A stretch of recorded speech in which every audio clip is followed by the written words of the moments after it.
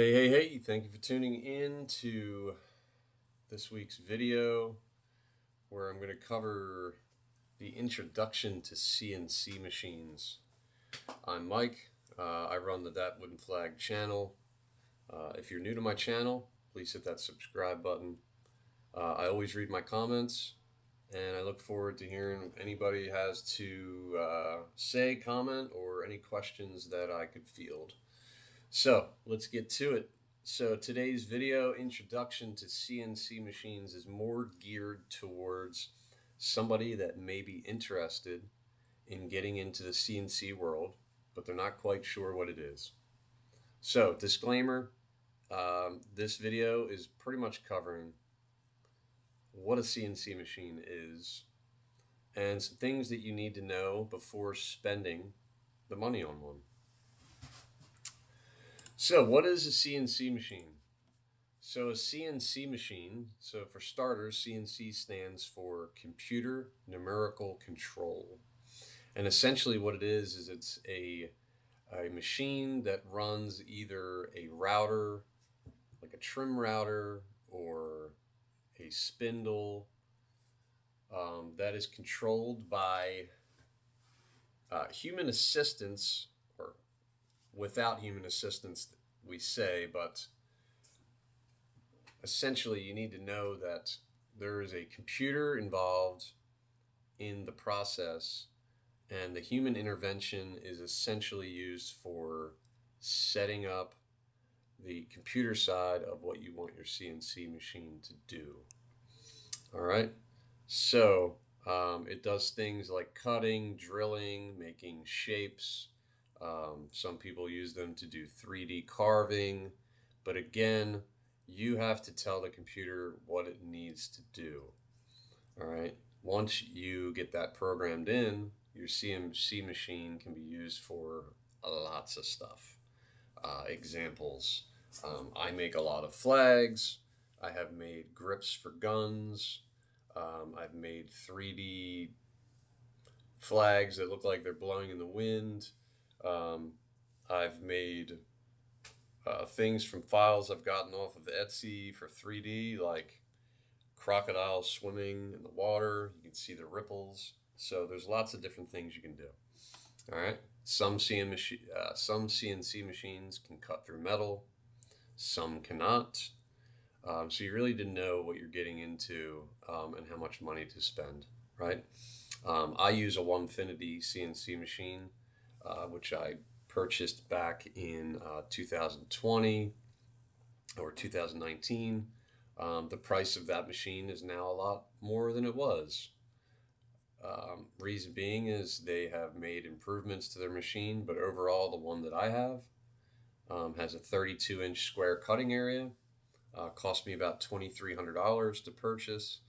I believe that size now would be more around $3,500 to $3,800, but the machine itself is very rigid.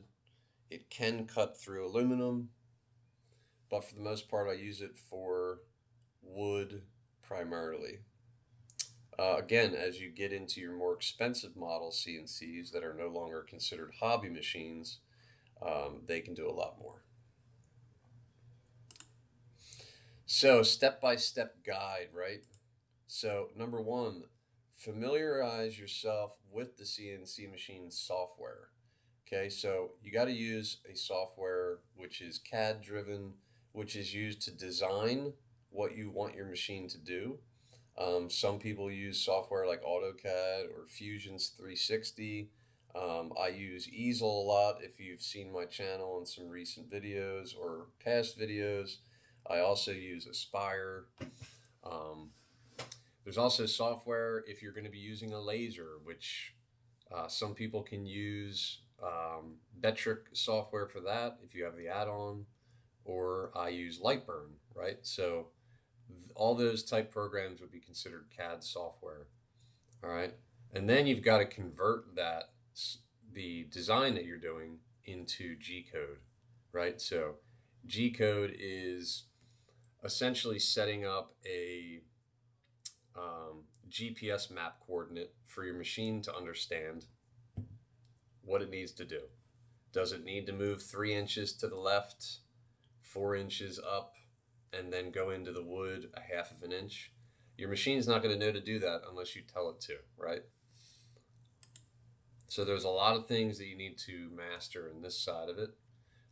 If you want to get into the CNC world, but you don't feel like learning any of this stuff, there are people out there that are more than willing to help. Myself is one of them. I run an Etsy page that's also under That Wooden Flag, where I sell a lot of files that I already set up all of the coordinates for you. All you have to do is purchase it and load that into your machine in the form of G code, and then it tells your machine what to do, right? I not only sell designs, you can also reach out to me through my Etsy. If you have an idea for a design, and if I'm able to do it, I'll do it, and the fees are pretty low. All right, so mastering the basics of CNC, right? Learning the G code, right? You can go on, there's tons of courses online that'll teach you what G code is, what those commands mean. There are a lot of people on the internet that have gone to school or learned on their own of what G00 is for the positioning, the G01 for the linear side, or the G02 and G03. So all of those things, right? When you look at the G code in, say, Notepad, it's very confusing to understand what you're looking at. But if you want to dig any deeper, you can go on and learn for courses online for that as well, right? And then there's the understanding how to set up your tool paths, right? And defining the cut parameters. You need to know how fast I need to run the machine. What should my feed rates be? What should my plunge rates be? All of these things you really need to understand. You cannot just buy a CNC and just plug in any numbers you want and expect it to do what you ask it to do. All right, I'll give you an example. My first CNC was a Bob CNC. It is constructed out of wood, right? So for anyone watching this that may have used that will understand what I mean. It's cut out of like 1/4 inch birch plywood, I believe is what they used. Very good machine. I was very happy with it when I started out. It helped me get to where I am today. The price of the machine was much cheaper then too. But again, I needed to understand how to run the machine. So I didn't want to spend thousands of dollars on something that I didn't understand, right? So I started out there. And what I've learned comparing those two machines, the one I have now, the Onefinity and the Bob CNC, is that if I was cutting out a guitar body, right, I can't run the speed and depth of cut for the Bob CNC at a speed that I run the Onefinity.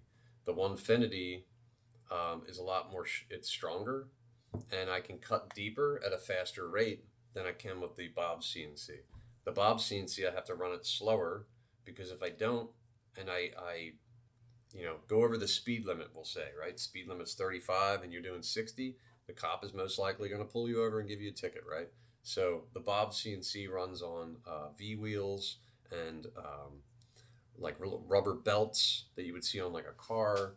And if you go too fast or you go too deep into the wood at any given moment, that stuff is going to slip. And then what you were telling it to do is now going to do it in a different area. And then your entire piece of wood or plastic, whatever you're using, is ruined. So those things are very important, knowing how fast to run your machine. Yes, there are calculators online that you can go look up.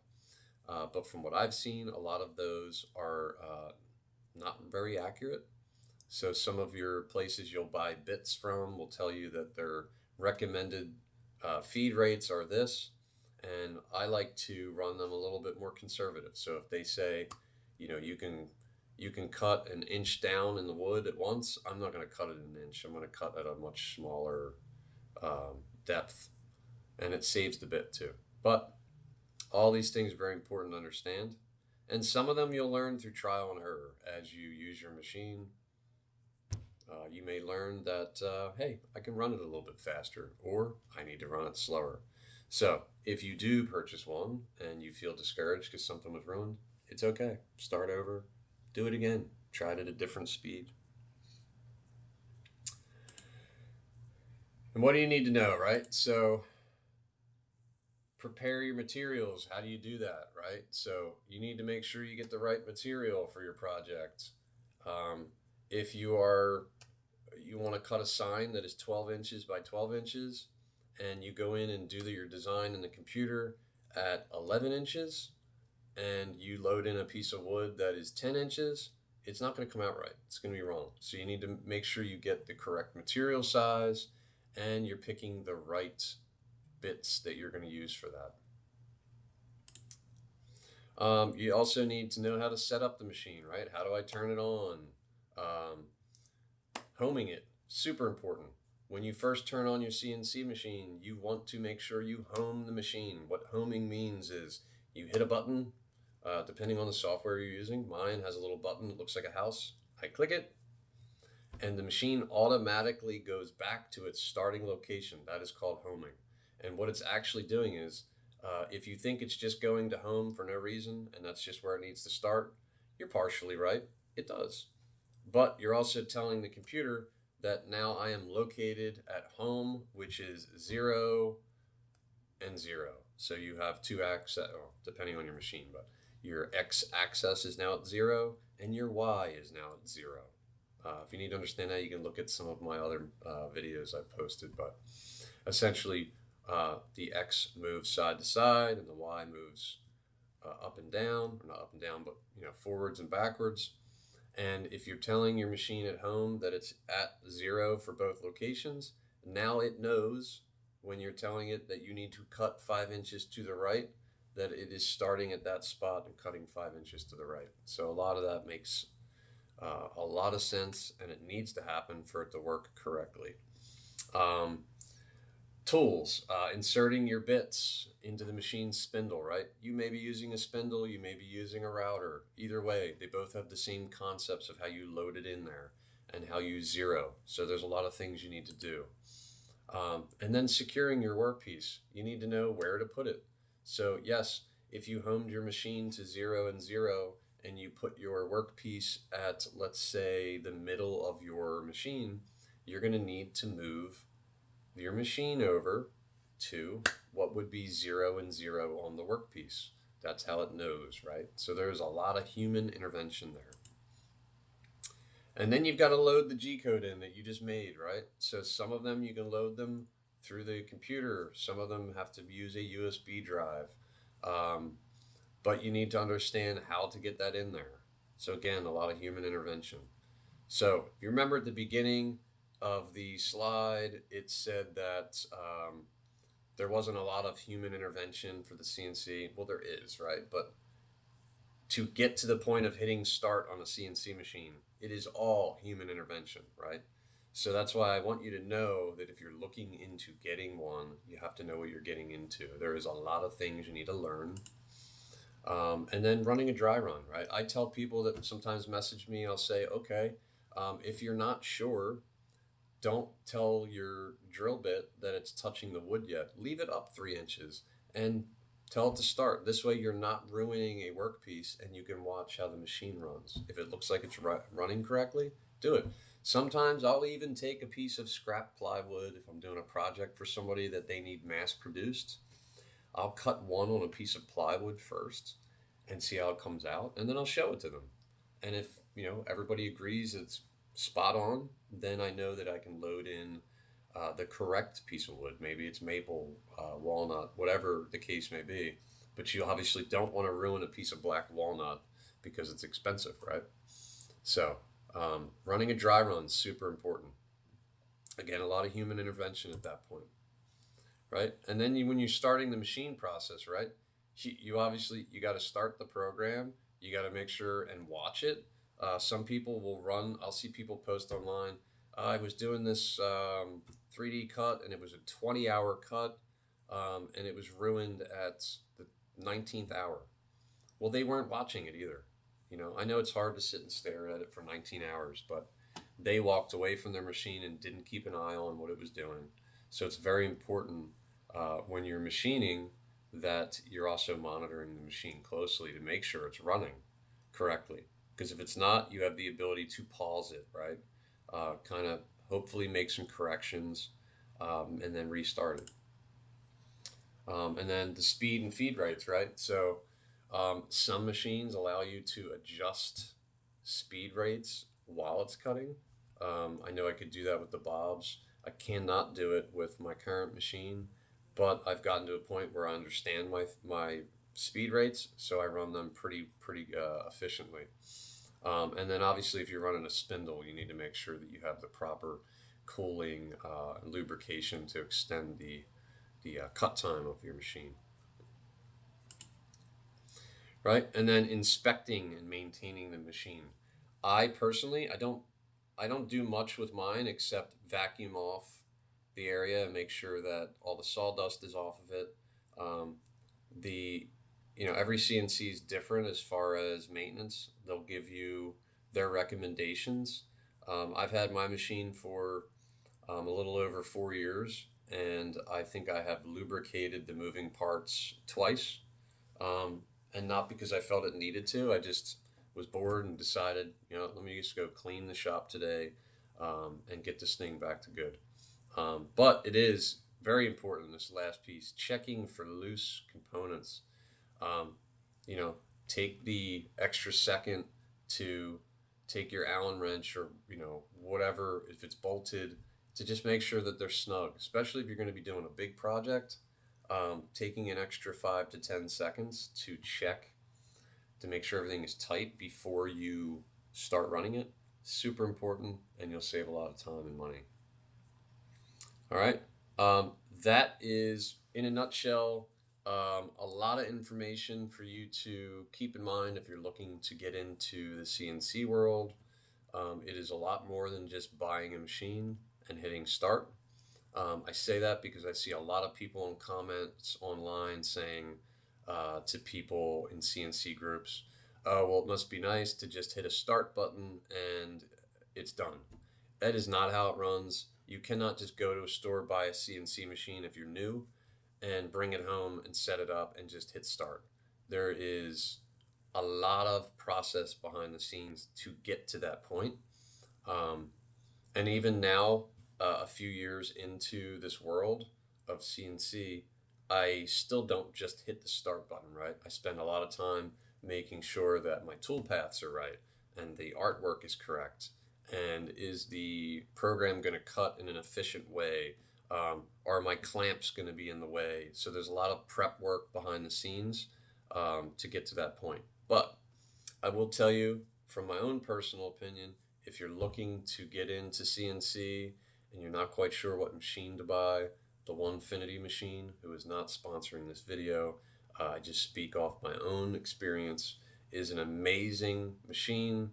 It's very strong. They have different sizes, and the price, although is much higher than when I bought it, I still feel is still cheaper than a lot of the machines you'll see out there. Now, if you're good at building things and you want to build your own, you can do it that way too, right? So do your research. Maybe you can build yourself a very large CNC if you understand software. But then again, you're probably not watching this video either. So thank you all for watching.